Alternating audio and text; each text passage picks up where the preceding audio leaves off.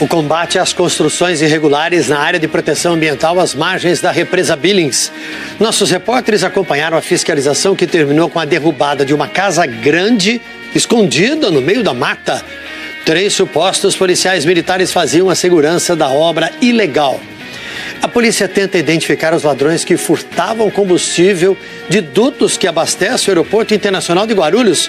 A quadrilha construiu um túnel numa casa para roubar o querosene de avião que passava pela tubulação. A Prefeitura da capital divulga amanhã as regras para concessão à iniciativa privada do Ibirapuera e de outros 5 parques municipais. A empresa que ganhar a disputa vai ter que fazer reformas e não poderá cobrar pelo ingresso. A Prefeitura espera arrecadar quase 2 bilhões de reais com o negócio. Agora, no SPTV.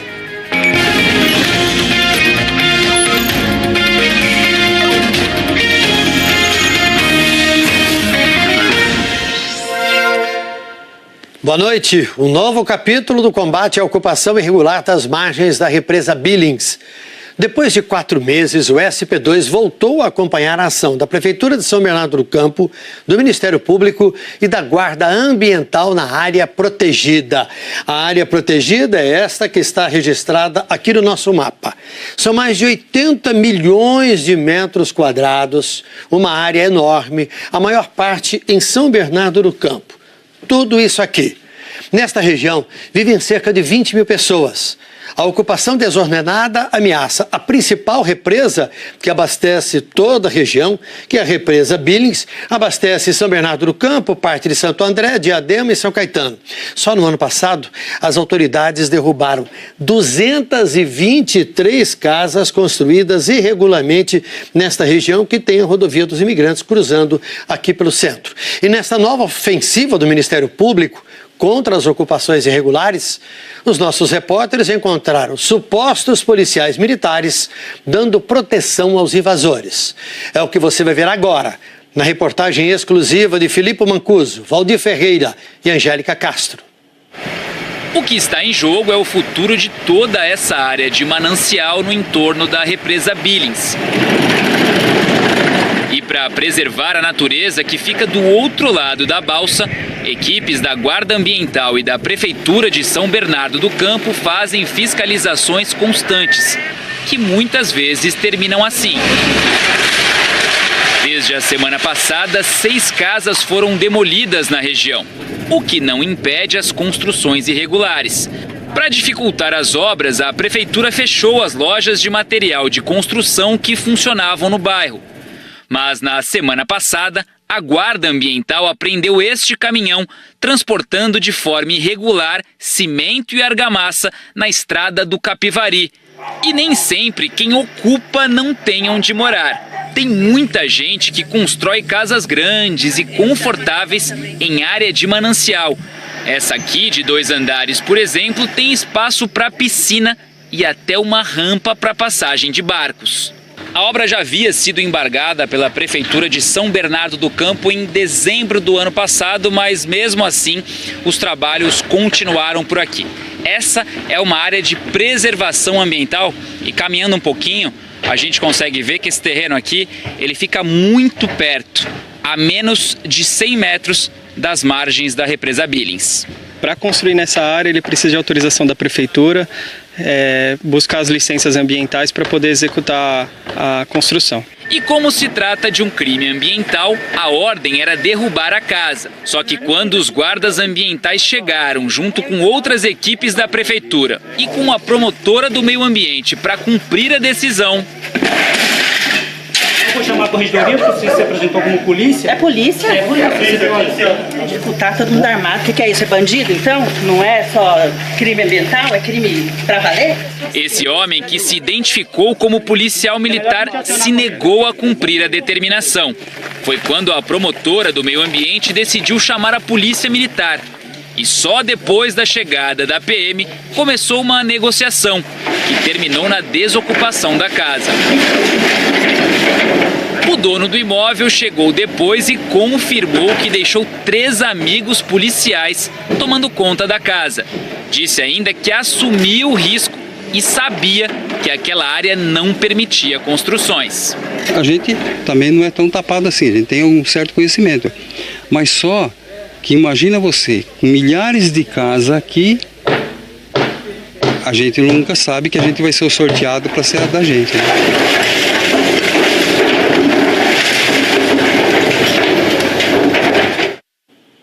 O senhor Vicente não entendeu nada. Ninguém está acima da lei.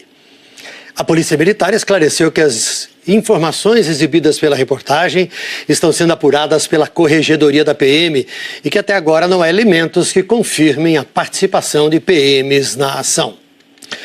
Já dura mais de 4 horas o julgamento do tenente-coronel José Afonso Adriano Filho, que é acusado de desviar 7 milhões de reais quando era responsável pelas compras e contratação de serviços para o comando da PM. Ele está preso há 1 ano e no começo do mês foi demitido da polícia. Foi numa viatura do presídio Romão Gomes que o tenente-coronel José Afonso Adriano Filho chegou no Tribunal da Justiça Militar. O coronel Adriano, como é conhecido, foi o chefe do setor de compras e serviços da Polícia Militar. A investigação da Corregedoria da PM concluiu que entre 2009 e 2012 ele contratou 207 obras e serviços sem licitações e pagou por serviços que não foram feitos. As irregularidades começaram a ser investigadas em 2015. Uma empresa chamada Construord, Comércio de Materiais de Construção, foi contratada para cuidar do Lago das Carpas, que fica na entrada do quartel-general da PM.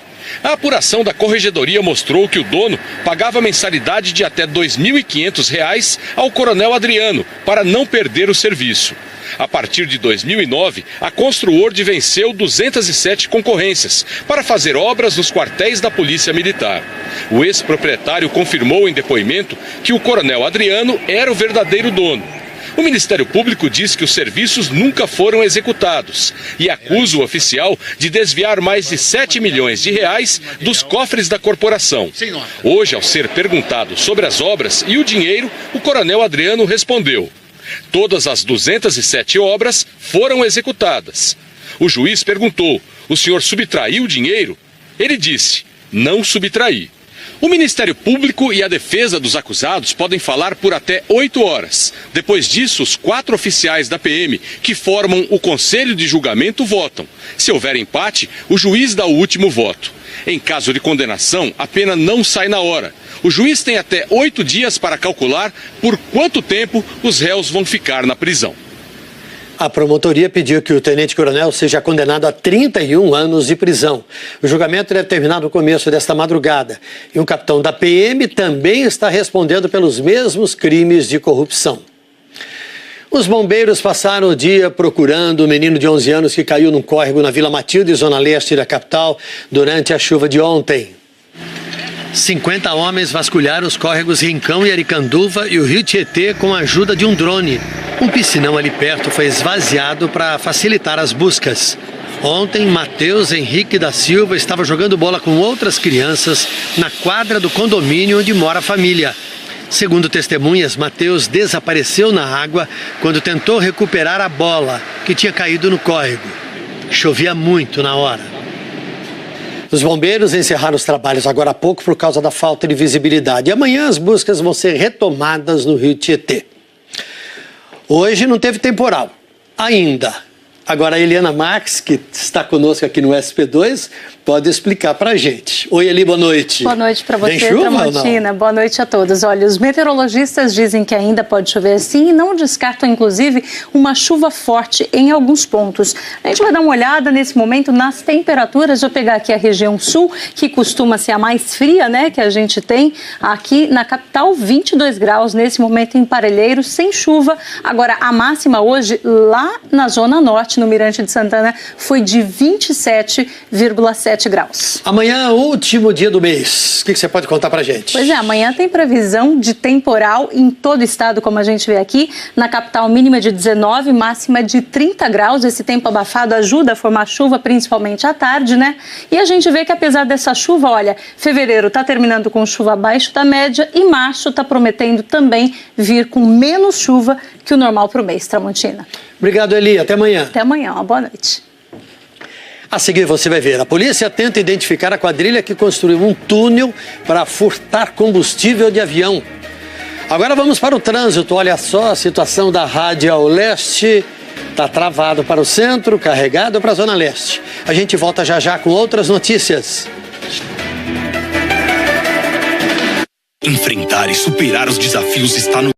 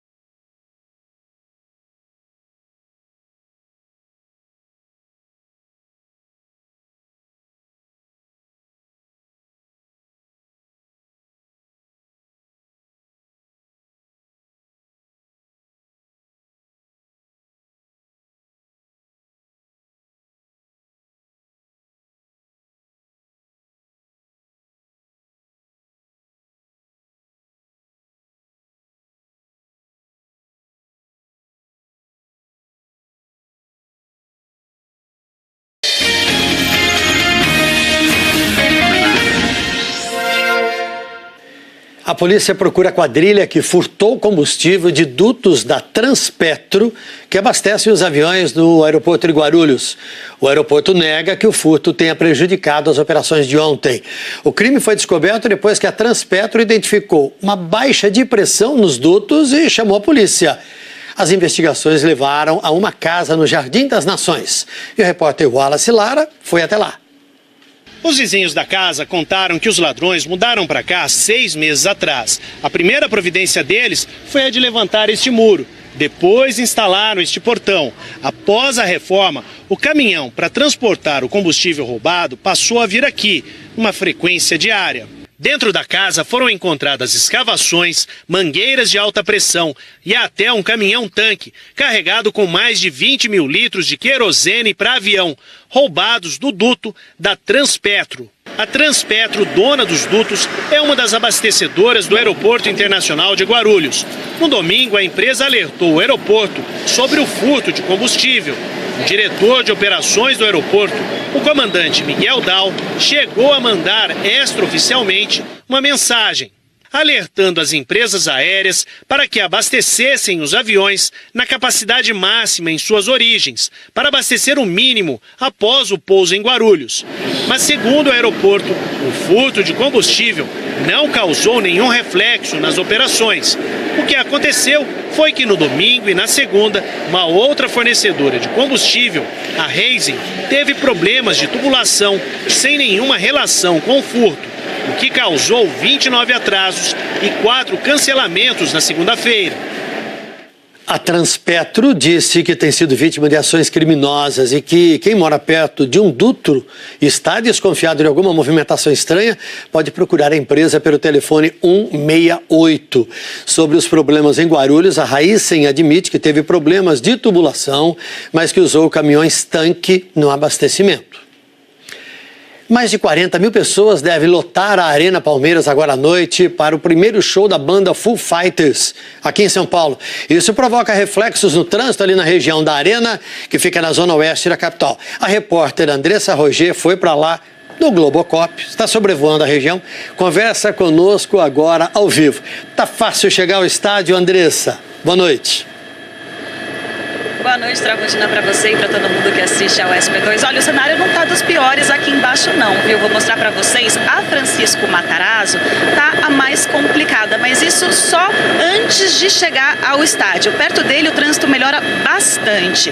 O outro sentido vai muito bem. A Sumaré também está na mesma situação. Tem congestionamento, mas não perto do estádio. A Avenida Pompeia está mais tranquila. Agora o Viaduto Antártica está congestionado, mas só no sentido da Marginal e não do estádio.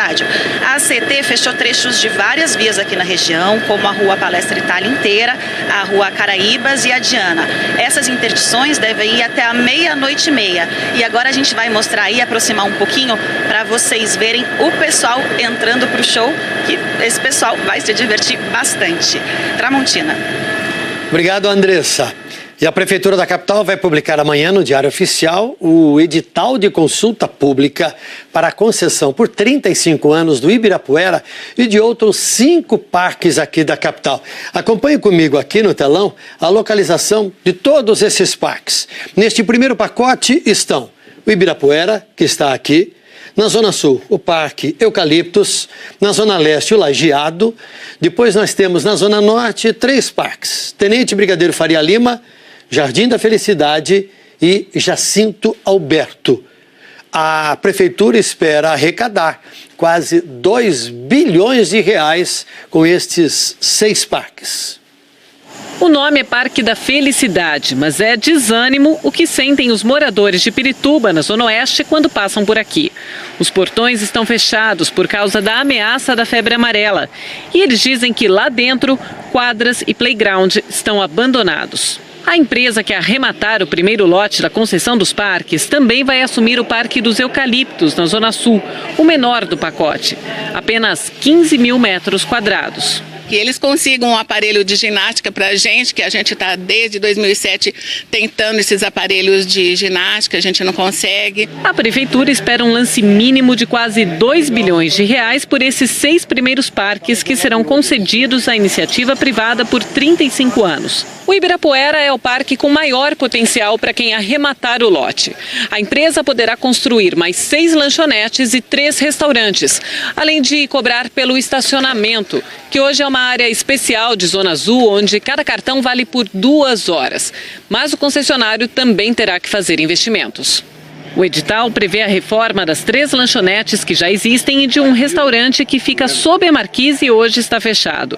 O concessionário também terá que fazer a limpeza dos lagos, instalar novos equipamentos esportivos e reformar o pavilhão das culturas brasileiras. O concessionário vai desonerar a Prefeitura das despesas do parque e fará muitos investimentos para melhorar a limpeza, melhorar a infraestrutura do parque.